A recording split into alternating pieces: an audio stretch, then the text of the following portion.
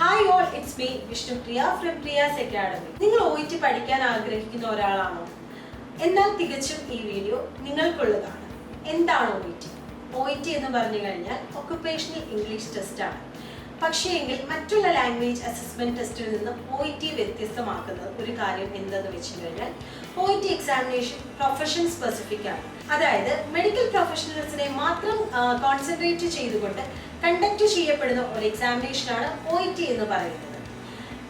OETയിൽ ഇവിടെ അസസ് ചെയ്യുന്നത് നിങ്ങൾക്ക് ഒരു ഇംഗ്ലീഷ് ലാംഗ്വേജ് കൈകാര്യം ചെയ്യാൻ എത്രമാത്രം പ്രൊഫഷൻസി ഉണ്ട് എന്നുള്ളതാണ്. OET എക്സാമിനേഷൻ എഴുതാൻ പറ്റുന്നത് 12 കാറ്റഗറി ഓഫ് ഹെൽത്ത് കെയർ പ്രൊഫഷണൽസിന് മാത്രമാണ്.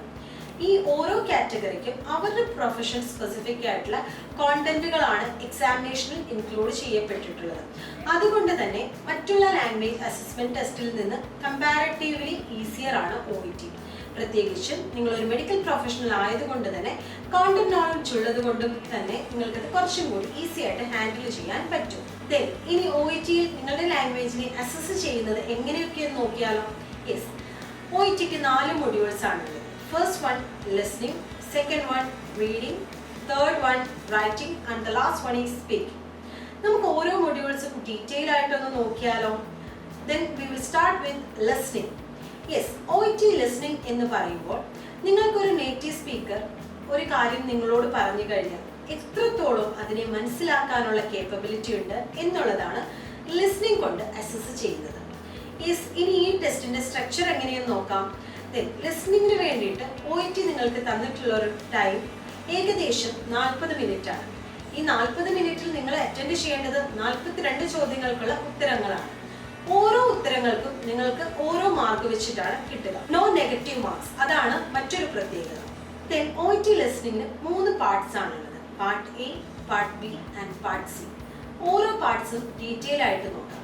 OET ലിസ്ണിംഗ് പാർട്ട് A എന്ന് പറയുന്നത് 2 കൺസൾട്ടേഷൻ എക്സ്ട്രാക്റ്റുകൾ ഉണ്ടാകും. എന്താണ് കൺസൾട്ടേഷൻ എക്സ്ട്രാക്ട്? അതായത് ഒരു പേഷ്യന്റും ഒരു ഡോക്ടറും തമ്മിലുള്ള ഒരു കോൺവെർസേഷനെയാണ് നമ്മൾ കൺസൾട്ടേഷൻ എക്സ്ട്രാക്ട് എന്ന് പറയുന്നത്. ഇനി ഇവിടെ എന്തൊക്കെ കാര്യങ്ങളായിരിക്കാം പറയുന്നത്? പേഷ്യന്റിന് എന്തെങ്കിലും കുറച്ച് പ്രോബ്ലംസ് ഉണ്ടായിരിക്കാം. ആ പേഷ്യന്റ് അതുകൊണ്ട് ഈ ഡോക്ടറിനെ കാണാൻ വരുന്നു. അതോടൊപ്പം തന്നെ ആളുടെ സിംറ്റംസിനെ ഡിസ്ക്രൈബ് ചെയ്യുന്നു. അത്തരത്തിലുള്ള ഒരു കോൺവെർസേഷൻ ആണ് നിങ്ങൾ പാർട്ട് എയിൽ കാണുന്നത്. ഇത്തരത്തിലുള്ള 2 കോൺവെർസേഷൻ ആയിരിക്കാം നിങ്ങൾ OET ലിസ്ണിംഗ് പാർട്ട് എയിൽ കാണുക. ഓരോ കൺസൾട്ടേഷൻ എക്സ്ട്രാക്റ്റിൽ നിന്നും നിങ്ങൾക്കുള്ള ചോദ്യങ്ങൾ 12 എണ്ണം വെച്ചിട്ടാണ്. അങ്ങനെ പാർട്ട് എയിൽ തന്നെ നിങ്ങൾക്ക് 24 ക്വസ്റ്റ്യൻസിനെയാണ് അപ്രോച്ച് ചെയ്യേണ്ടത്. Moving to part B. Part B എന്ന് പറയുന്നത് ഷോർട്ട് വർക്ക് പ്ലേസ് എക്സ്ട്രാക്ട്. എന്താണ് short work place extract?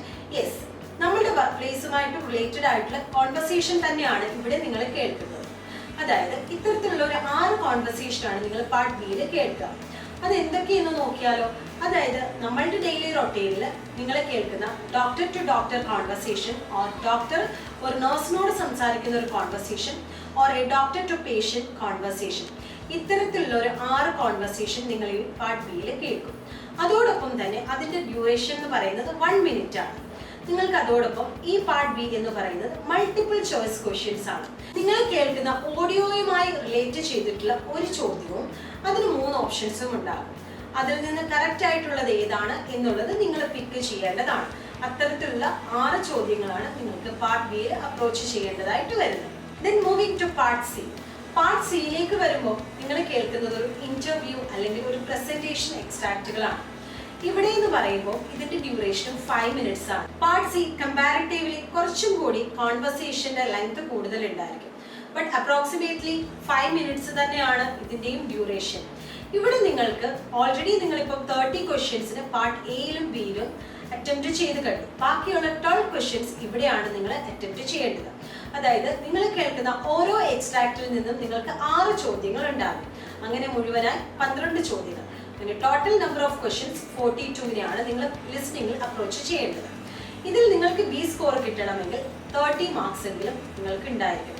But നിങ്ങൾ ഒരിക്കലും 30 എന്നുള്ള സ്കോറിൽ ഫോക്കസ് ചെയ്യാതെ നിങ്ങളുടെ സ്കോർ എപ്പോഴും കൂട്ടി 35 എബോവ് ആക്കാൻ ശ്രദ്ധിക്കുക. The second module is reading. നമുക്ക് റീഡിങ്ങിന്റെ ടൈമിൽ നിന്ന് തന്നെ തുടങ്ങാം.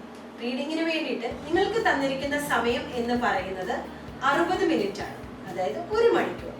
1 മണിക്കൂറിൽ നിങ്ങൾ ചെയ്യേണ്ടത് ലിസണിങ്ങിലെ പോലെ തന്നെ 42 ചോദ്യങ്ങളെയാണ്. സെയിം ആസ് ലിസണിംഗ് ഇവിടെയും നിങ്ങൾക്കുള്ളത് 3 പാർട്സ് ആണ്. Part A, part B and part C. നമുക്ക് പാർട്ട് എയിൽ നിന്ന് തന്നെ സ്റ്റാർട്ട് ചെയ്യാം.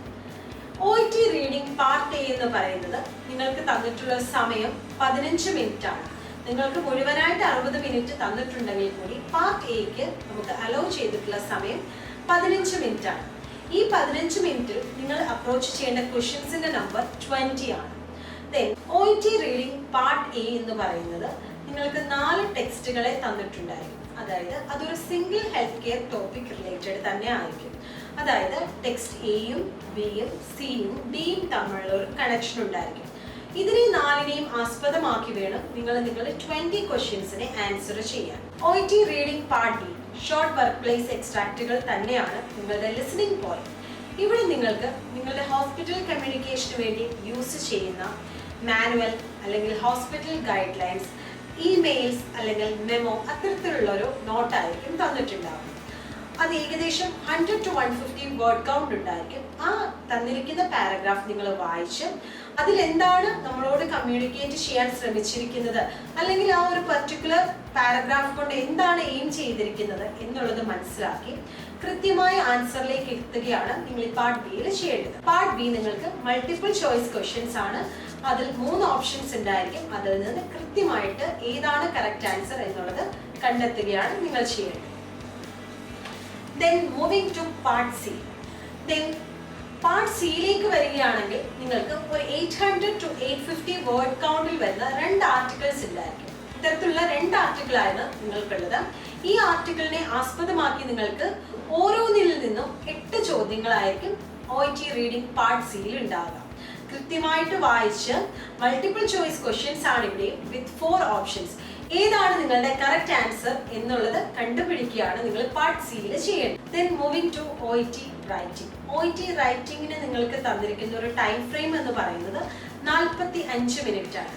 ആദ്യത്തെ 5 മിനിറ്റ് നിങ്ങളുടെ കേസ് നോട്ട് ഉണ്ടാകും. ആ കേസ് നോട്ട് വായിച്ച് മനസ്സിലാക്കാനും അതിനുശേഷമുള്ള 40 മിനിറ്റിൽ വേണം നിങ്ങൾ നിങ്ങളുടെ OET ലെറ്റർ എഴുതാൻ. എങ്ങനെയാണ് ഇനി ഈ ലെറ്റർ എഴുതേണ്ടത് എന്നുള്ളൊരു ഫോർമാറ്റും കാര്യങ്ങളും നെക്സ്റ്റ് ഒരു വീഡിയോയിൽ കൂടുതലായിട്ട് നമ്മൾ ഡിസ്കസ് ചെയ്യുന്നതായിരിക്കും. ദെൻ OETയുടെ ലാസ്റ്റ് സബ് ടെസ്റ്റ് ആയ സ്പീക്കിങ്ങിലേക്ക് പോകാം. OET സ്പീക്കിങ്ങിന് വേണ്ടിയിട്ട് ഒരു കാൻഡിഡേറ്റിന് തന്നിരിക്കുന്ന ഏകദേശ സമയം 20 മിനിറ്റ്സ് ആണ്. ഈ 20 മിനിറ്റ്സിൽ നിങ്ങളുടെ ഇന്റർലോക്യൂട്ടർ നിങ്ങളുടെ അടുത്ത് വാം അപ്പ് ക്വസ്റ്റ്യൻസ് ചോദിക്കും. 1 മുതൽ 2 മിനിറ്റ് വരെയുള്ള സമയങ്ങളിൽ നിങ്ങൾക്ക് വാം അപ്പ് ക്വസ്റ്റ്യൻസ് ആയിരിക്കും. അതിനുശേഷം നിങ്ങൾക്കൊരു OET റോൾ പ്ലേ കാർഡ് ഉണ്ടായിരിക്കും. 2 റോൾ പ്ലേ കാർഡാണ് നിങ്ങൾക്ക് ഉണ്ടായിരിക്കുക. നിങ്ങളുടെ OET റോൾ പ്ലേ കാർഡ് എന്താണ് എന്ന് മനസ്സിലാക്കി നിങ്ങൾ അതിനെ ആസ്പദമാക്കി നിങ്ങളുടെ ഇന്റർലോക്യൂട്ടർ ഇവിടെ എനാക്ട് ചെയ്യുന്ന ഒരു റോൾ പേഷ്യന്റിൻ്റെതാണ്. ആ ഇന്റർലോക്യൂട്ടറോട് സംസാരിക്കുകയാണ് ചെയ്യേണ്ടത്. നിങ്ങളുടെ OET role play card prepare ചെയ്യാനായിട്ട് നിങ്ങൾക്ക് 3 മിനിറ്റ് സമയം ഉണ്ടാകും. അതുപോലെ തന്നെ ആ റോൾ പ്ലേ കാർഡ് പ്രസന്റ് ചെയ്യാനായിട്ട് 5 മിനിറ്റ് സമയം ഉണ്ടായിരിക്കും. OETയുടെ കൂടുതൽ ഡീറ്റെയിൽഡ് വീഡിയോസുമായിട്ട് നമുക്ക് ഇനിയും കാണാം. Thank you for watching and stay tuned.